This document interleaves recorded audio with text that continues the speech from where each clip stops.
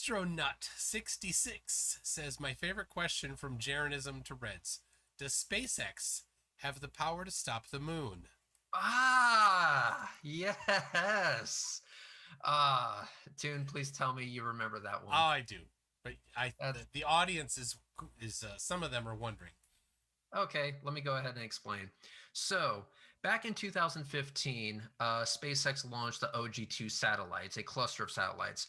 That was the very first launch where they had a successful landing of their first stage booster.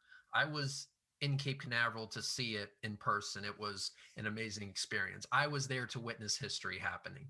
Well, after the OG2 satellites were, or I should say, during their deployment, you saw the moon in the background from the onboard camera.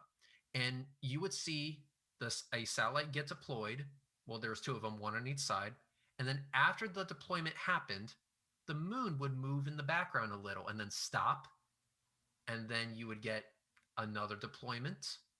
Then the moon would move in the background a little bit and then stop. Another deployment, the moon would move in the background again, then stop, so on until all the satellites were deployed.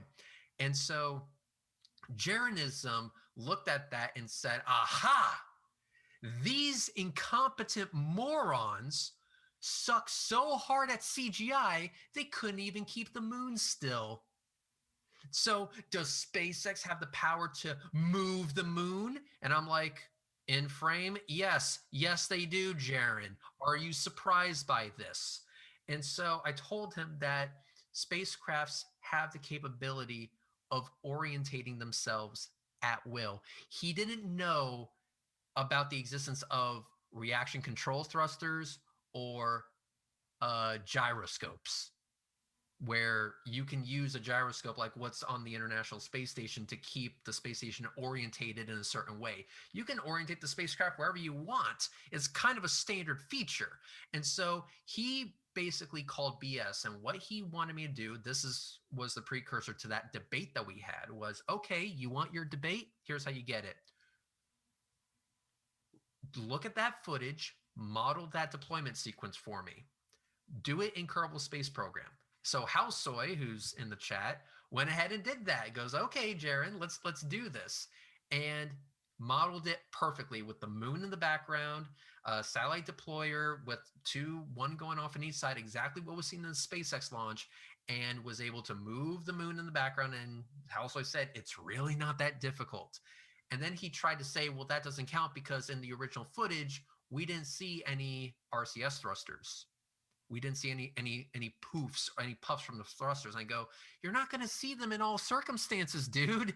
It was at night, first of all. Yeah. And second of all, some of those thrusters are behind the camera.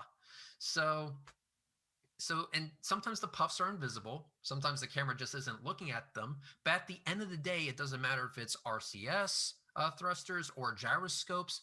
Spacecrafts, at the end of the day, regardless what method they're using, have the capability of orientating themselves at will. He just didn't know that because he didn't bother, researching this shit at all. A flat earther didn't do his own research? Go figure. Oh, don't they always tell each other to do that? Yeah, so basically it was like if you had a dash cam in your car, and let's say you were driving towards the sun, and then you turned left, and then the sun moved in frame, he'll be like, oh, do you have the power to move the sun? He was literally stating that. But because it's on a SpaceX rocket, it of course has to be fake, and it's not, his total lack of understanding on how spacecrafts work. No, it can't be that. Can't be that, dude. We have to give him more credit. No, we don't.